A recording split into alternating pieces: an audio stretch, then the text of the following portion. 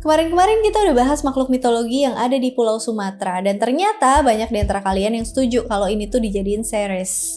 Makanya video kali ini tuh khusus buat kalian yang pengen tahu lebih banyak soal makhluk-makhluk mitologi yang ada di Nusantara. Waktu aku baca-baca komen kalian, ternyata masih banyak makhluk mitologi di Pulau Sumatera yang belum sempat kita bahas di video itu. Makanya mungkin nanti kita bakalan bikin video makhluk mitologi di Pulau Sumatera part 2. Tapi sebelum itu kita lanjutin dulu pembahasan makhluk mitologi di pulau-pulau lain di Nusantara ya. Nah, dari Pulau Sumatera kita nyebrang dulu ke Pulau Kalimantan.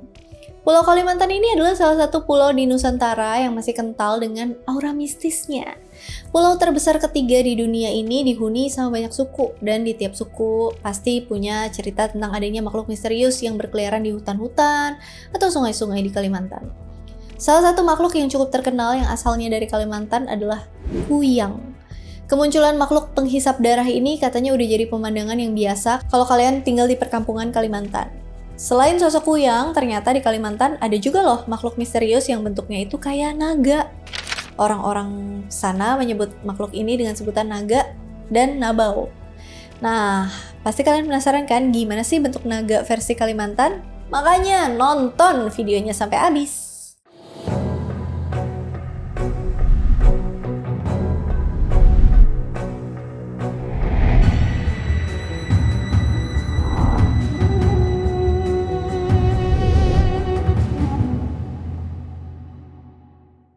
Naga dan nabau. Makhluk pertama yang kita bahas di video kali ini adalah sesosok makhluk yang disebut sebagai naga dan nabau.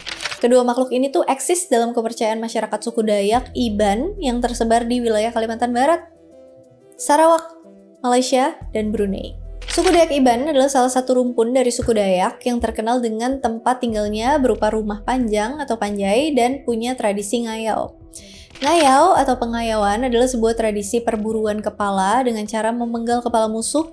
Habis itu kepala tersebut akan dibawa pulang dan dijadikan sebagai piala. Kalau kamu penasaran seperti apa tradisi ngayau ini, kamu bisa nonton video aku yang bahas tentang tradisi-tradisi mengerikan di Indonesia. Seperti biasa, keywordnya gampang kok. Depannya oral vowel, belakangnya tradisi unik di Indonesia. Atau depannya Gikrelia, belakangnya apa yang kalian cari, jadi lebih gampang ketemu videonya. Oke, lanjut. Nah, dalam kepercayaan Dayak Iban, naga dan nabau adalah makhluk yang sangat dihormati dan dianggap punya kekuatan yang sangat besar. Dua makhluk ini tuh sering digambar dan dijadikan motif dalam kain tenun suku Dayak Iban seperti dalam kain Puakumbu dan lain-lain. Saking sakralnya kedua makhluk ini, bahkan untuk menggambar sosok naga dan nabau dalam kain tenun itu nggak boleh sembarangan. Ada syarat-syarat khusus yang harus dilakukan para wanita Dayak Iban sebelum membuat motif naga dan nabau di kain tenun mereka. Dan setelah kain ini jadi, penggunaannya pun tidak boleh sembarangan, karena kain ini dianggap sebagai barang suci. Nah, naga dalam kepercayaan Dayak Iban ini bentuknya mirip sama penggambaran naga dalam tradisi Tiongkok, yaitu makhluk yang mirip kayak ular, punya tangan dan kaki, dan punya kepala yang besar. Selain itu, naga dalam kepercayaan Dayak Iban juga digambarin punya tanduk dan juga batu yang bisa mengeluarkan cahaya di kepalanya. Menurut kepercayaan Dayak Iban, naga itu ada 7 jenis yang bisa dibedakan menurut tempat tinggalnya. Ada naga yang tinggal di langit, ada yang di pegunungan, ada yang di perbukitan, di atas tanah, tinggal di sungai, tinggal di laut, dan ada naga yang tinggal di air terjun. Naga-naga ini dikenal memiliki kekuatan yang sangat besar dan agak sedikit berbahaya. Tapi nggak jarang juga mereka bantuin manusia, khususnya masyarakat Dayak Iban kalau mereka berhadapan sama musuh.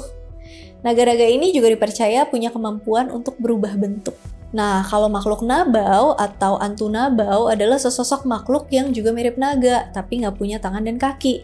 Beberapa sumber menyebutkan kalau nabau ini adalah salah satu jenis naga yang hidup di air. Ini tolong koreksi kalau salah ya. Bentuk nabau sendiri digambarin mirip dengan ular piton yang berukuran sangat besar. Sama seperti naga, nabau dipercaya sebagai makhluk yang baik dan juga senang bantuin manusia. Dan buat balas jasanya, orang-orang Dayak Iban biasanya memberikan sesaji kepada nabau di sungai-sungai yang dipercaya sebagai tempat tinggal nabau. Nah, kemunculan nabau itu biasanya ditandai dengan adanya suara mirip perahu ketinting atau perahu kecil, atau bisa juga ditandai dengan adanya bekas jejak ular di tepi sungai. Nah, sifat naga dan nabau yang katanya suka bantuin manusia itu pernah ditunjukkan dalam beberapa kejadian. Salah satunya dalam peristiwa yang dikenal dengan sebutan ekspedisi kolera di Sarawak, Malaysia pada tahun 1902. Jadi, menurut artikel majalah Malaysia yaitu Sarawak Gazette yang terbit pada tahun 1964, diceritakan bahwa di tahun 1902 pasukan kerajaan di Malaysia itu sempat memburu pasukan yang dianggap sebagai pemberontak yang dipimpin oleh orang Dayak Hulu Aik bernama Penghulu Bantin di Sungai Delok, Sarawak. Waktu itu pasukan kerajaan yang berjumlah 10.000 orang ini masuk ke Sungai Delok buat nyari Penghulu Bantin. Di tengah perjalanan, pasukan ini katanya melihat sesosok makhluk mirip naga yang turun dari bukit menuju ke arah sungai. Dan keesokan malamnya, Penghulu Bantin mimpi bahwa dia didatengin makhluk naga yang sangat besar. Dan naga ini bilang ke Penghulu Bantin kalau dia nggak perlu takut sama pasukan kerajaan ini. Sosok naga ini bakalan bantuin Penghulu Bantin dalam pertempuran itu. Singkat cerita, 1/5 dari 10.000 pasukan kerajaan Sarawak tadi akhirnya meninggal gara-gara kena penyakit kolera. Selain ekspedisi kolera tadi, makhluk naga ini katanya pernah bantuin pemimpin Dayak Iban yang bernama Temenggongko saat dia melawan pasukan Jepang di Perang Dunia Kedua pada tahun 1945. Selain membantu manusia di bumi, sosok naga dalam kepercayaan Dayak Iban dikatakan punya tugas khusus di alam kematian. Dalam tradisi Dayak Iban di zaman dulu, disebutin kalau makhluk naga adalah penjaga pintu tanah, yaitu sebuah pintu gerbang yang harus dilalui jiwa-jiwa suku Dayak Iban untuk sampai ke Bukit Mandai, yang jadi tempat peristirahatan terakhir jiwa mereka setelah mereka meninggal. Lembu Suwana. Lembu Suwana atau Lembu Suwana adalah makhluk mitologi yang ada dalam kepercayaan masyarakat Kutai di Kalimantan Timur. Makhluk ini bentuknya unik, karena sekilas makhluk ini kelihatan kayak gabungan beberapa hewan menjadi satu. Lembu Suwana makhluk berwujud lembu atau sapi, punya tanduk berkepala singa, punya sayap kayak garuda, punya taji dan kaki belakang kayak ayam, punya taring kayak macan, badannya bersisik kayak ikan dan punya belalai panjang juga gading seperti gajah. Bentuk tubuh yang terdiri dari berbagai macam hewan ini gambarin kalau Lembu Suwana adalah makhluk penguasa di daratan, air, dan udara. Selain itu, Lembu Suwana juga digambarin pakai mahkota emas di kepalanya, yang melambangkan bahwa Lembu Suwana adalah makhluk yang punya hubungan dengan kerajaan yang ada di Kutai. Lembu Suwana sendiri dipercaya sebagai kendaraan spiritual Raja Mula Warman, yaitu pemimpin kerajaan Kutai Martadipura di masa lalu. Dan juga kendaraan Aji Batara Agung Dewa Sakti yang merupakan raja pertama kerajaan Kutai Kartanegara. Di sini mungkin kalian bisa bedain antara Kutai Martadipura dan Kutai Kartanegara. Kutai Martadipura, kerajaan Hindu yang muncul di abad ke-5 dan berkuasa sampai abad ke-17.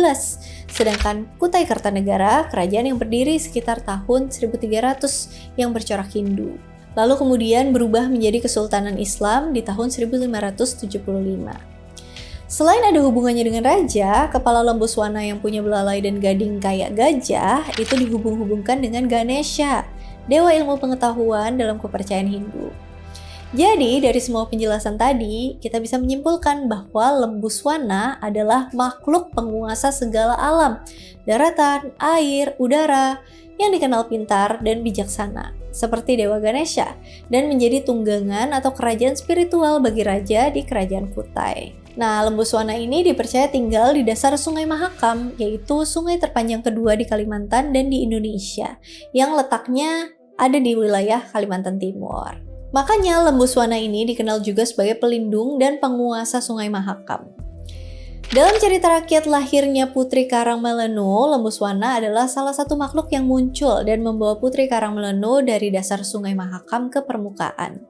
Buat yang belum tahu, Putri Karang Melenu adalah istri dari Raja pertama Kutai Kartanegara yang bernama Aji Batara Agung Dewa Sakti. Putri Karang Melenu konon muncul dari sebuah gong yang berasal dari dasar Sungai Mahakam. Dia diantar ke permukaan oleh sesosok naga dan juga Lembu Suwana. Singkat cerita, Putri Karang Melenu kemudian nikah dengan Aji Batara Agung Dewa Sakti, dan dari keturunan mereka inilah Raja-Raja Kutai Kartanegara muncul. Atas jasanya inilah Lembu Suwana dijadikan sebagai lambang dari kerajaan Kutai Kartanegara, dan sekarang dijadikan simbol dari kota Tenggarong, ibu kota Kutai Kartanegara, Kalimantan Timur. Sampai sekarang, beberapa orang masih percaya dan meyakini keberadaan Lembu Suwana yang tinggal di Sungai Mahakam. Mereka percaya kalau makhluk ini bakalan muncul ketika Sungai Mahakam jadi rusak dan tercemar. By the way, waktu kami cari info tentang makhluk yang satu ini, entah kenapa sumber-sumber yang ngebahas makhluk ini tuh sangat sedikit. Padahal dari sekian banyak makhluk mitologi di Indonesia, Lembu Suwana jadi salah satu makhluk mitologi yang bentuknya sangat jelas dan detail, bahkan dibikinin patung. Makanya kalau ada di antara kalian yang tahu soal kisah lengkap dari Lembu Suwana, boleh komen ya di bawah. Remau. Hati-hati kalau kalian masuk ke dalam hutan di Kalimantan dan nemuin buah-buahan segar yang digantung di pohon. Apapun yang terjadi, jangan sampai makan buah yang digantung di pohon itu. Karena menurut cerita orang-orang, bisa aja itu adalah perangkap dari makhluk yang dikenal dengan sebutan Remau. Remau, makhluk jadi-jadian setengah manusia, setengah macan yang eksis dalam kepercayaan masyarakat Iban, Kalimantan Barat. Sebenarnya dalam beberapa sumber ditulisin kalau Remaung ini setengah manusia, setengah harimau, mirip kayak makhluk Cindaku dan Inyak yang udah kita bahas di video kemarin. Tapi masalahnya di Kalimantan sendiri itu tidak ada spesies harimau. Dan jika memang ada, pasti sudah punah ratusan tahun yang lalu. Makanya beberapa orang mengartikan kalau makhluk Remaung ini makhluk setengah manusia, setengah macan. Supaya nggak bingung, kita sepakati aja kalau Remaung adalah makhluk yang bisa berubah wujud jadi harimau ataupun jadi macan. Dalam kepercayaan masyarakat Dayak Iban, Remaung ini dianggap sebagai makhluk mistis alias mereka adalah makhluk yang tinggal di alam spiritual atau alam gaib, bukan di alam manusia. Mungkin hampir sama dengan jin atau malaikat, yang dimana mereka bisa ngeliat kita tapi kita nggak bisa ngeliat mereka. Kalau di alam spiritual, Remaung bentuknya mirip sama manusia. Tapi kalau mereka udah mulai masuk ke mode berburu, Remaung bakalan berubah wujud jadi seekor harimau atau berbentuk macan dahan Kalimantan yang fisiknya bisa kita lihat di dunia nyata. Untuk bedain yang mana macan asli atau macan jadi-jadian, bisa kita lihat apakah si macan punya sayap atau enggak. Soalnya menurut cerita orang-orang, saat Remaung berubah wujud jadi hewan, mereka masih punya sayap di punggungnya. Makanya nggak heran kalau Remaung dikenal juga sebagai sebutan macan terbang atau harimau terbang Kalimantan. Meskipun Remaung dianggap sebagai makhluk yang berbahaya dan sering mangsa manusia dan hewan-hewan di hutan, tapi Remaung dikenal nggak bakalan nyerang manusia secara sembarangan. Seperti yang dijelasin di awal tadi, Remaung bakalan buat perangkap di hutan yang berupa tumpukan buah-buahan segar yang diikat di pohon. Kalau misalkan kalian ngambil dan makan buah-buahan perangkap itu, maka disitulah Remaung punya hak untuk memburu kepala kalian. Biasanya Remaung bakalan datang di malam hari buat nagih utang korbannya. Kalau kalian udah dijadiin target sama Remaung, kecil kemungkinan kalian bakal selamat. Makanya supaya kepala kalian aman, jangan pernah makan buah-buahan sembarangan di hutan. Selain itu, masyarakat Iban biasanya menato tubuh mereka dengan motif khusus kayak motif Remaung buat menghindari perangkap Remaung. Menurut masyarakat Iban, dengan adanya tato itu, Remaung bakal ngenalin mereka dan gak bakalan ganggu mereka. Selain itu, buat menghadapi Remaung, biasanya masyarakat Iban bakal minta tolong ke sosok pahlawan Dayak yang dikenal sebagai orang Panggau. Orang Panggau inilah yang dipercaya punya kekuatan yang seimbang dan bisa ngelawan Remaung. Ada salah satu batu yang terletak di Katibas, Sarawak, Malaysia yang dipercaya sebagai batu tempat salah satu sosok Remaung ini ditahan. Menurut cerita legenda orang sana, di zaman dulu ada Remaung yang sempat bikin keributan di salah satu dewa daerah itu. Terus akhirnya masyarakat di sana minta bantuan ke orang Panggau buat ngelawan Remaung. Akhirnya Remaung ditahan di sebuah batu yang dikenal dengan sebutan batu gong karena bentuknya mirip alat gong. Batu ini katanya masih ada di sana yang bisa kalian lihat langsung di Sungai Katibas, Sarawak, Malaysia. Bagi masyarakat Iban, sosok Remaung ini adalah sosok yang ditakuti sekaligus dihormati. Ditakuti karena dikenal sangat kuat dan dihormati karena dikenal suka membantu manusia. Kuyang. Dari semua makhluk mitologi yang ada di Kalimantan, kayaknya sosok Kuyang inilah yang paling dikenal dan emang terkenal di Indonesia. Entah udah berapa judul film, novel, cerita mistis yang udah sering nyeritain tentang sosok makhluk penghisap darah dari Kalimantan ini. Dan aku yakin sebagian dari kalian yang nonton video ini pasti udah tahu soal sosok makhluk yang bernama Kuyang ini. Kuyang sendiri adalah semacam makhluk yang penampakannya cuma ada kepala dan organ dalam kayak jantung, paru-paru, dan usus yang menggantung yang terbang dari kampung ke kampung di malam hari buat nyari mangsa. Mangsa atau makanan dari Kuyang adalah darah perempuan yang baru aja melahirkan. Biasanya Kuyang bakal menghisap darah kotor dari perempuan yang baru aja melahirkan buat tujuan tertentu. Hampir semua daerah di Kalimantan percaya sama keberadaan kuyang. Kuyang sendiri bukan makhluk yang tiba-tiba muncul, tapi ini adalah sesosok manusia yang mengamalkan ajaran ilmu hitam untuk tujuan tertentu, kayak buat awet muda, supaya disayang suami, dan lain-lain. Tapi nggak semua orang yang jadi kuyang itu karena mereka pengen awet muda dan segala macem. Ada juga yang jadi kuyang gara-gara diwarisi ilmu kuyang dari leluhurnya.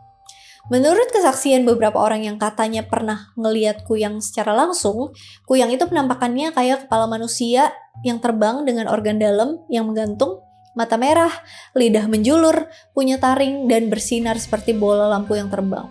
Ilmu kuyang ini katanya bisa dipraktekin sama laki-laki maupun perempuan.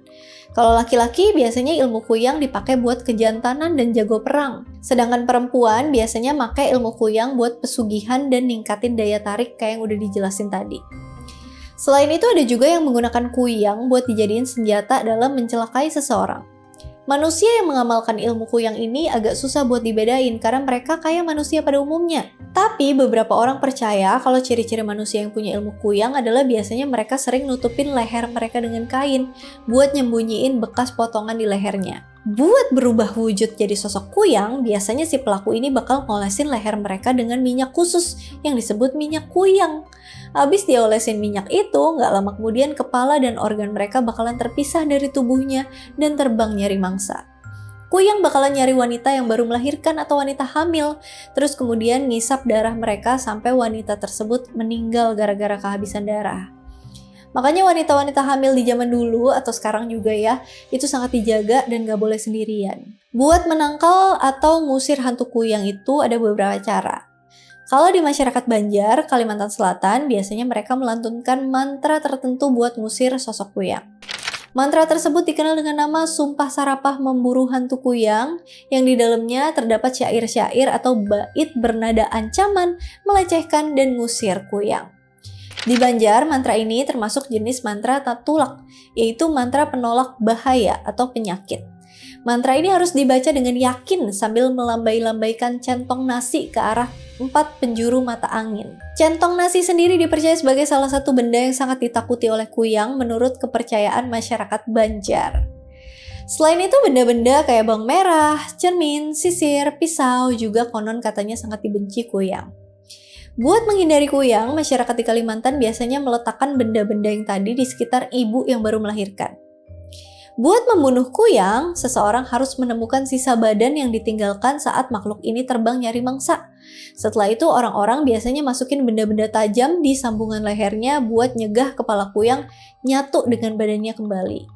Karena nggak bisa nyatu dengan badannya, cepat atau lambat kuyang bakalan mati lemas. Kira-kira apalagi nih cara buat ngelawan kuyang? Komen di bawah ya yang tahu. Bahutai. Bagi masyarakat Dayak Ngaju di Kalimantan Tengah, ada sebuah kepercayaan yang mengatakan kalau ada sebuah jalan gaib yang bisa menghubungkan bumi dengan bulan yang biasa dilalui oleh makhluk yang dikenal dengan sebutan Bahutai.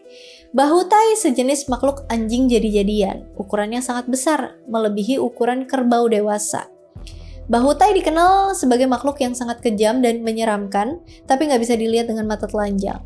Hampir sama dengan anjing biasa, Bahutai katanya makhluk gaib yang bisa dipelihara dan diperintah buat ngelakuin hal-hal tertentu, kayak buat nyerang musuh dan juga dijadiin hewan penjaga. Buat memelihara dan menjinakkan Bahutai, seseorang harus mempelajari ilmu Bahutai. Soalnya makhluk ini katanya cuma bisa menampakkan diri pada tuannya. Bahutai biasanya punya nama tersendiri, yang apabila nama itu dipanggil, maka makhluk Bahutai bakal muncul. Nama Bahutai cuma bisa diketahui sama orang-orang tertentu. Bahutai biasanya digambarin sebagai sosok anjing dengan berbagai macam warna.